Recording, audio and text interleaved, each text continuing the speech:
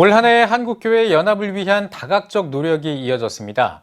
대다수의 교단이 함께하는 한국교회 총연합도 하나된 한국교회를 꿈꾸며 대사회적인 역할을 감당해 왔는데요. 오늘 뉴스 더보기 시간에는 한국교회총연합 공동대표회장이자 대한예수교장로회 통합총회장인 김태영 총회장을 만나봤습니다. 김덕원 기자입니다.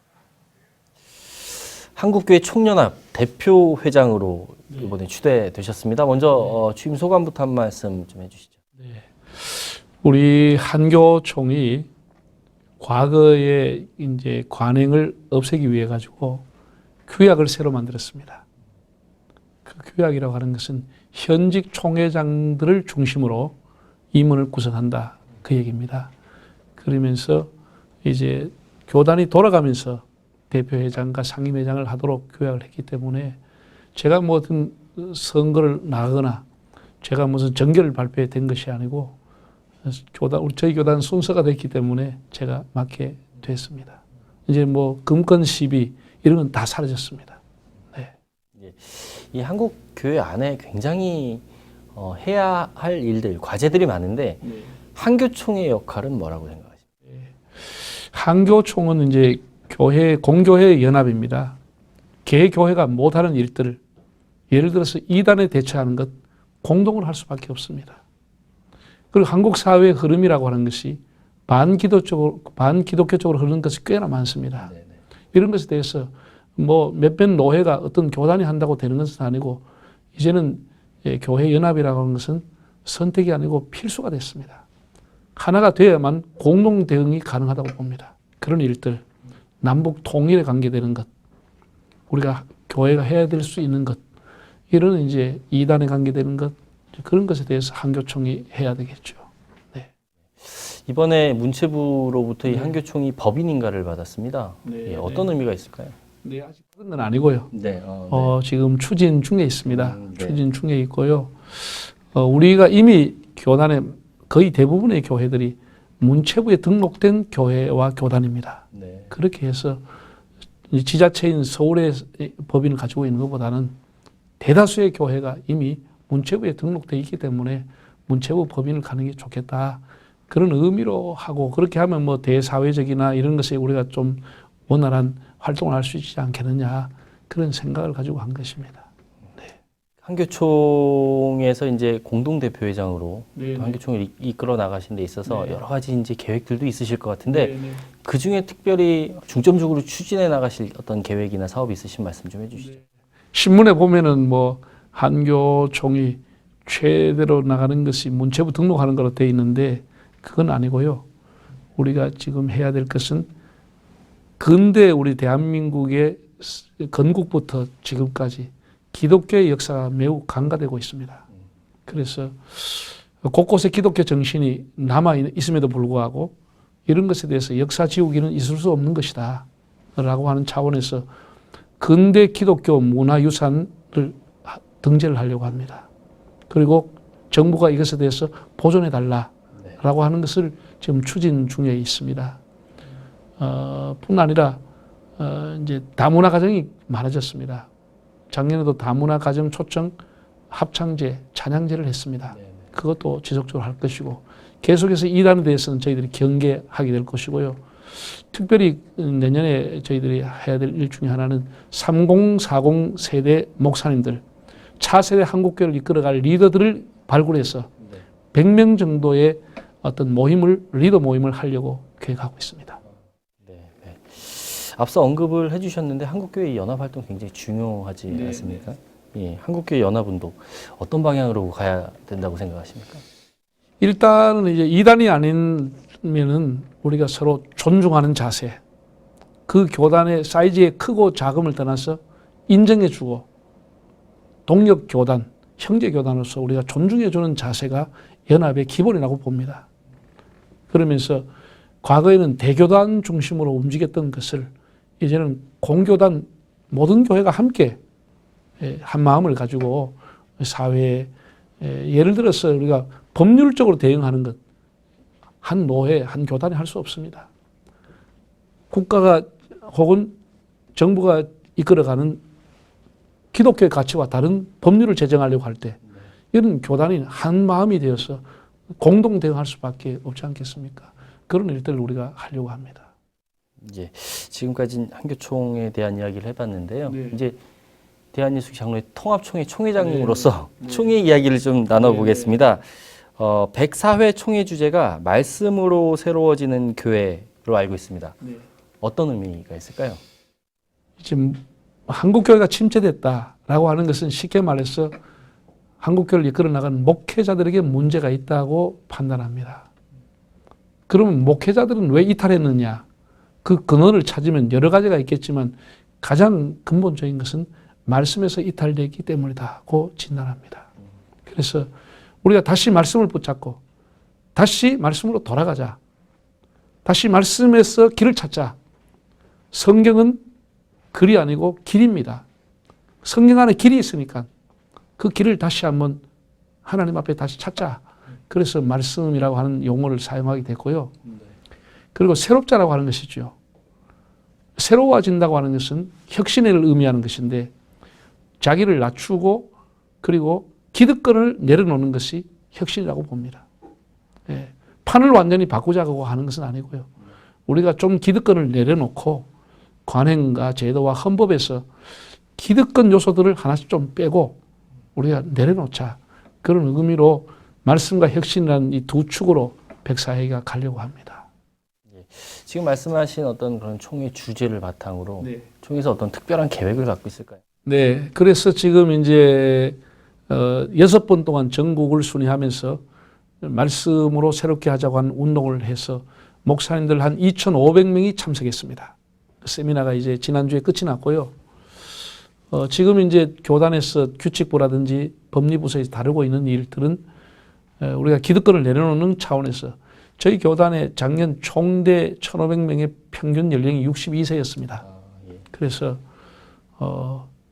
이제는 좀 비례대표제를 도입해 가지고 5%를 제시했습니다.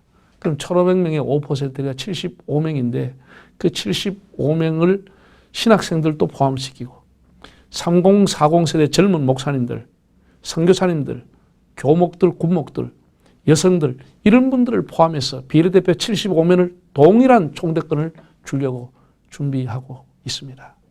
그런 것들도 교단의 어떤 변화에 대해서 많은 기여를 하리라고 보고 있고요. 특별히 이제 2020년이 되면 저희 교단이 교단 상임 총무 국장이 11명이었습니다. 그것을 6명으로 통폐합을 합니다. 3월까지 통폐합을 하려고 구조조정을 하고 있는 중에 있습니다. 요즘 뭐 출산율이 계속 떨어지고 또 기독교적인 어떤 교육의 가치도 점점 퇴색돼 가고 있는 현실 속에 있는데 다음 세대에 대한 고민이 한국교회의 중요한 고민이 아닐까 싶습니다. 혹시 총회 차원에서 미래 세대인 다음 세대를 위한 어떤 계획이나 뭐 어떤 또 문제를 해결하기 위한 어떤 전략이 있을까요? 네, 저희들도 한 10년 전부터 다음 세대 특별위원회라고 하는 게 있었습니다. 그래서 계속 연구하고 어떤 세미나를 하고 발표를 했는데 금년에 제가 이제 세대 특별위원회라고 하는 것을 조직하게 했습니다. 그래서 영락교회 김은성 목사님이 일단 위원장을 맡았습니다. 맡고 그 세대 특별위원회 안에 3개 분과를 뒀습니다. 1분과가 다음 세대 특별위원회.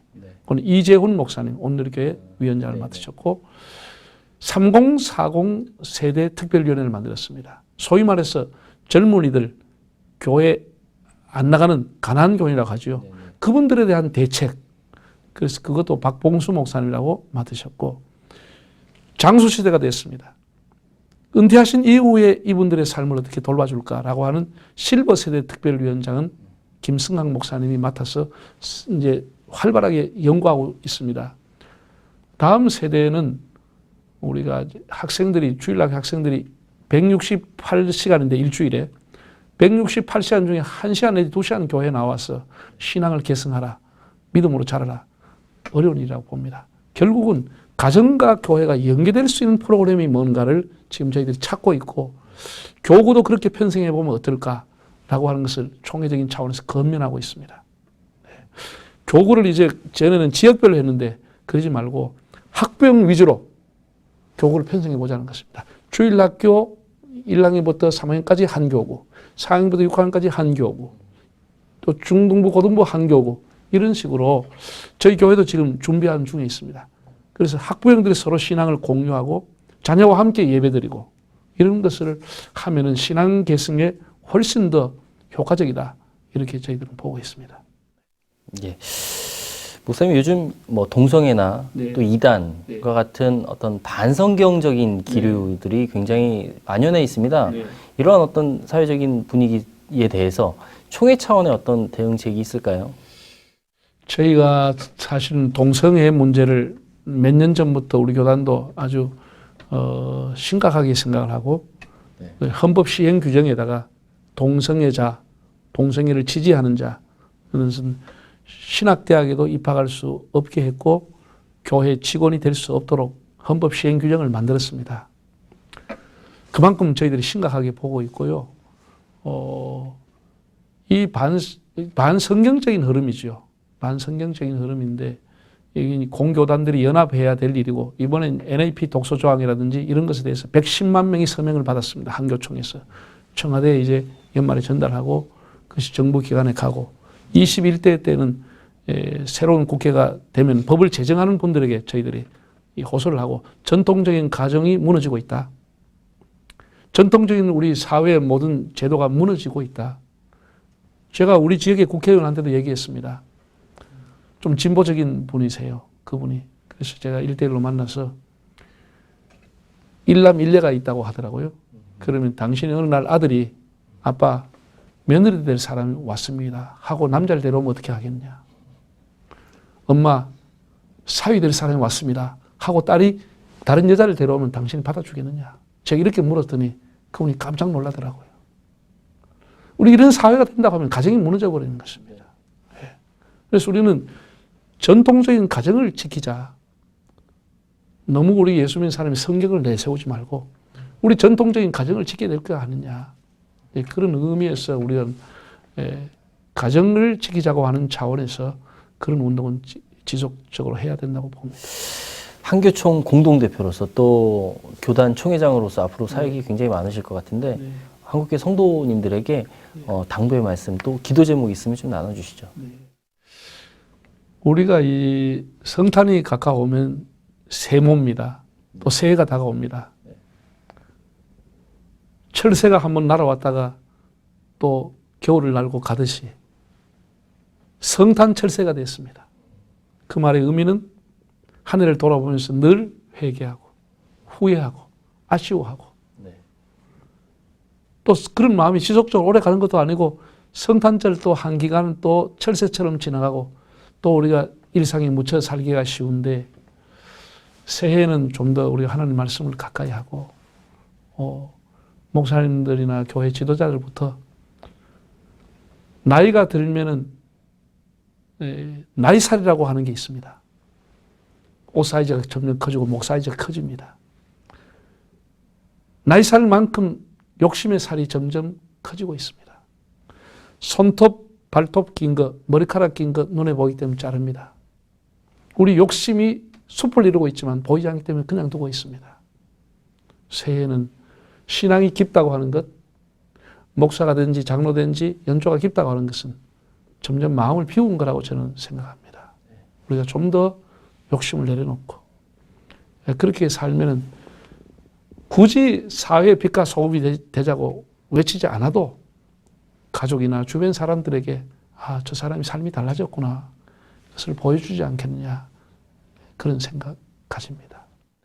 예, 목사님 오늘 말씀 잘 들었습니다. 한국교회 부흥 발전을 위해 앞으로 많은 활동 기대하겠습니다. 감사합니다. 감사합니다. 네.